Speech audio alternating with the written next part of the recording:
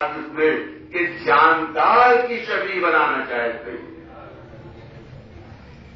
جاندار کی شبیہ بنانا جائز نہیں ہے. تو جب جاندار کی، کیونکہ اس میں روایت موجود ہے، صحیح بخاری شریف میں روایت ہے کہ جب کسی نے کسی جاندار کی شبیہ بنا دی، تصویر بنا دی، تو میدان حشر میں اس سے کہا جائے گا کہ تم نے یہ شبیہ بنائی تھی، اب اسی میں خود روح پھونکو. یہ صحیح بخاری کی حدیث ہے، پیش کر رہا ہوں کہ اس میں تم خود روح پھونکو. تم نے بنائی شبیہ جاندار ہے، تب روح پھونکو اس میں، تو وہاں کو اس کی سزا ملے گی. تو شرط ہے جہاں جہاں فتویٰ ہر مسلک میں وہاں شرط لگا دی ہے کہ جاندار کی شبیہ نہ ہونا چاہیے. تو یہ زری کہ کسی جاندار کی شبیہ ہے، کہ تابور کسی جاندار کی شبیہ ہے، کہ علم کسی جاندار کی شبیہ ہے، یہ تمام چیزیں وہ ہیں کہ جو بے جان ہے ان کی شبیہ ہے. تو کوئی کہے کہ ساری زلجنا، تو پھر جو زلجنا تو میں کہوں گا کہ زلجنا کیا ہم نے بنایا ہے؟ یہ تو قدرت کی تخلیق ہے، بس ہم اس کو لباس پہنا دیتے ہیں، ورنہ تخلیق تو قدرت کی ہے. سلوات کہتے ورنہ آواز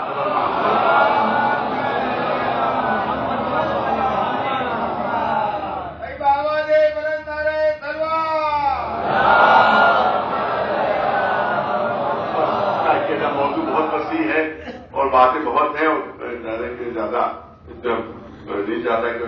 بہت زیادہ تفصیل. آخری جملہ کرنا چاہتا ہوں اس سلسلے کے تبرکات کی تعظیم و تکریم خود قرآن مجید میں موجود ہے.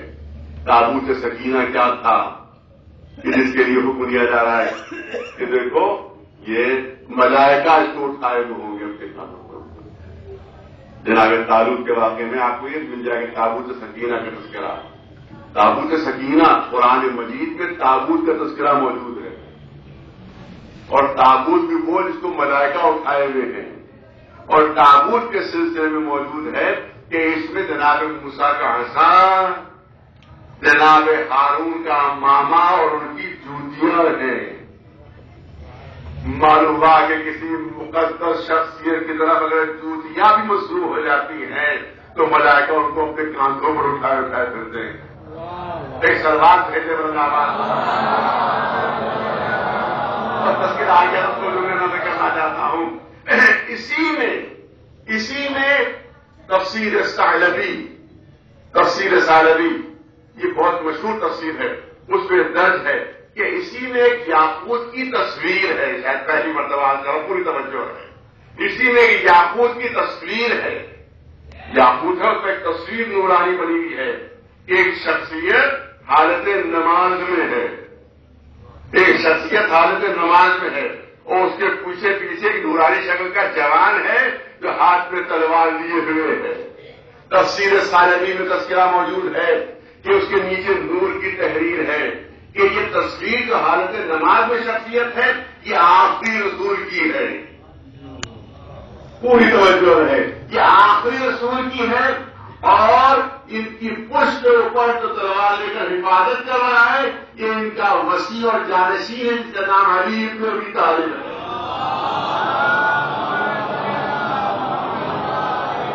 یہ وہ تابوت و صندوق یہ جو بنی اسرائیل کے پاس تھا کہ جس کا قرآن میں تذکرہ ہے، ایک تصویر اس کے اندر ہے جس میں رسول حالت نماز میں ہے اور علی کی جہاد کی تصویر ہاتھ میں تلوار لیے ہوئے. اور اس کے بعد تفسیر ثعلبی کے مصنف تحریر فرماتے ہیں کہ جب بنی اسرائیل کسی جنگ میں جاتے تھے، توجہ رہے، جب بنی اسرائیل کسی جنگ میں جاتے تھے تو اس صندوق کو آگے آگے رکھتے تھے. ارے صاحبان ذوق کی توجہ چاہ رہا ہوں. جب بھی بنی اسرائیل کسی جنگ میں جاتے تھے تو اس صندوق کو اپنے آگے آگے رکھتے تھے کہ جس میں علی کی تصویر ہاتھ میں تلوار لیے ہوئے. تو میں تو سمجھتا ہوں کہ لشکروں کی سرداری علی کے لیے کوئی نئی بات نہیں تھی. بنی اسرائیل کے زمانے میں تصویر سرداری کرتی تھی، زمانے رسالت میں خود سرداری کرتے تھے. اور اس کے بعد وہ لکھتے ہیں کہ جب بھی اپنی فوج کے ساتھ بنی اسرائیل نے اس صندوق کو ساتھ رکھا کہ جس میں علی کی تلوار علی ہاتھ میں تلوار لیے ہوئے، تو وہ لکھتے ہیں کہ کبھی بھی شکست نہیں ہوئی بنی اسرائیل کو. ارے توجہ چاہوں گا کہ جب یہ صندوق ساتھ رہا بنی اسرائیل کے تو کبھی شکست نہیں ہوئی، اور اگر کبھی صندوق ساتھ نہیں ہوتا تھا تو شکست ہو جاتی تھی۔ ارے توجہ چاہا، اس کا مطلب یہ ہے کہ جب علی کی تصویر کسی لشکر میں ہو تو اس لشکر کو شکست نہیں ہوتی ہے، تو جس لشکر میں خود علی موجود ہوں گے اس کو کب شکست ہوگی؟ سرکار بھیجنے والا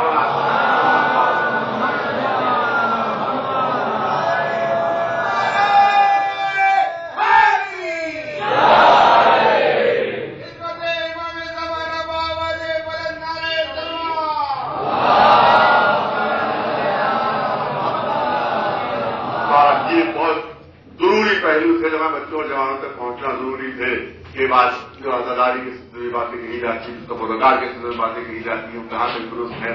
اب میں چاہتا ہوں کہ کل جو میں نے ایک چیز رکھی تھی اس کا ترجمہ پیش کر دوں آپ کو۔ ایک سوال میرے بندہ کل میں نے کیا تھا قرآن مجید کو بنیاد بنا کر کہ اگر علی کے عمل کو رسول کے عمل میں شامل نہ کیا جائے تو رسالت مکمل نہیں۔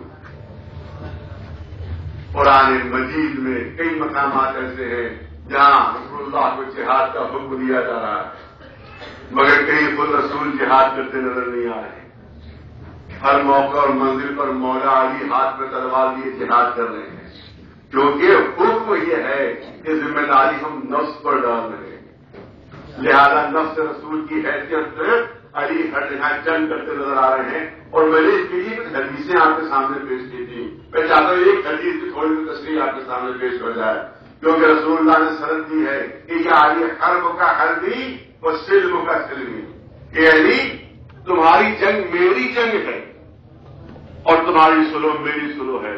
اور دوسری سند کیا تھی کہ یا علی لحم کا لحمی و دم کا دمی، یہ علی تمہارا گوشت پوست میرا گوشت پوست ہے اور تمہاری رگوں کے توڑنے والا خون میرا خون ہے۔ توجہ رہے، میں کہتا ہوں کہ یہ حدیث اس بات کی دلیل ہے، اور سند اس بات کی دلیل ہے کہ علی کائنات کے سب سے بڑے بہادر ہیں،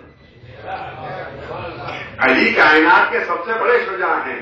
کوئی بھی پوچھ سکتا ہے کہ اس حدیث سے اور شجاعت سے کیا تعلق ہے؟ پوری توجہ چاہوں گا، اس حدیث میں بہادری سے کیا تعلق ہے؟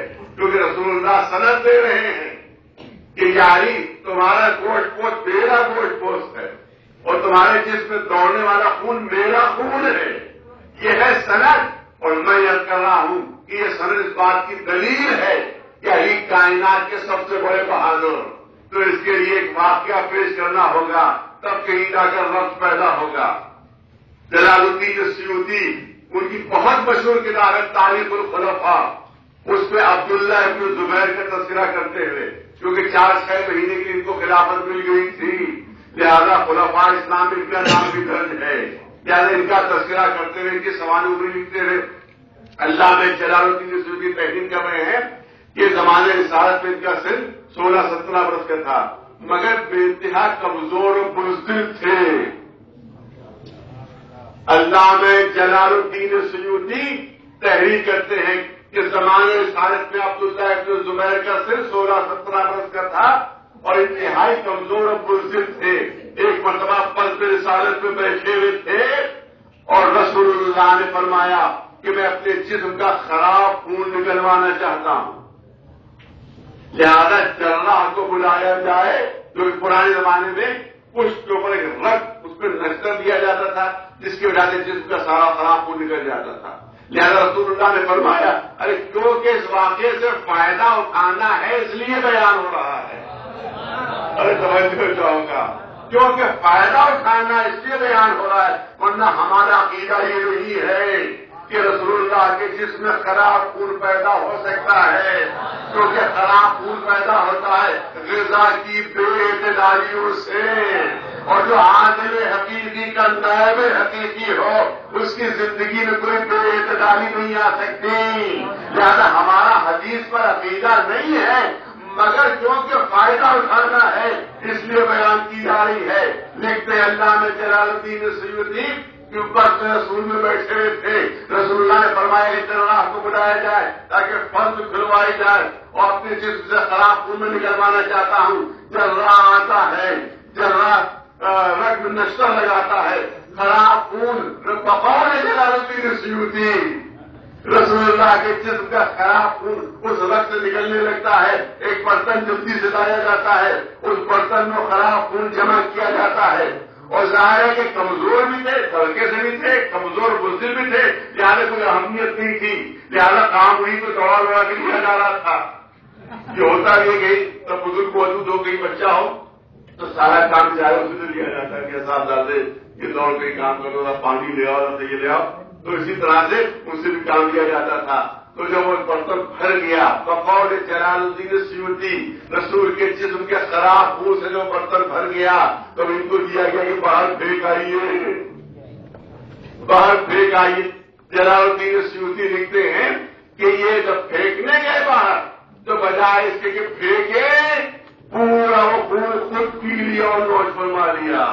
اس کے بعد جلال الدین سیوطی تحریر کرتے ہیں کہ جیسے ہی رسول اللہ کے جسم کا خراب ہو عبداللہ ابن زبیر کے جسم میں پہنچا تو اب تک تو بڑے بزدل تھے, بڑے کمزور تھے, مگر خراب خون کا اثر یہ ہوا کہ پورے عرب میں اس سے بڑا کوئی بہادر نہیں تھا, اس سے بڑا کوئی شخصوان نہیں تھا. میں پوچھنا چاہتا ہوں کہ جب تمہارے ہی تو قول رسول کے جسم سے نکلنے والے خراب خون کا یہ اثر ہے کہ عبداللہ ابن زبیر کے جسم میں پہنچ گیا تو عرب میں اس سے بڑا کوئی بہادر نہیں تھا. تو اگر کوئی رسول کسی کو سند دے دے لہموں کا لہمی اور دموں کا دمی تو کائنات کا سب سے بڑا بہادر نہیں ہوگا تو پھر کیا ہوگا؟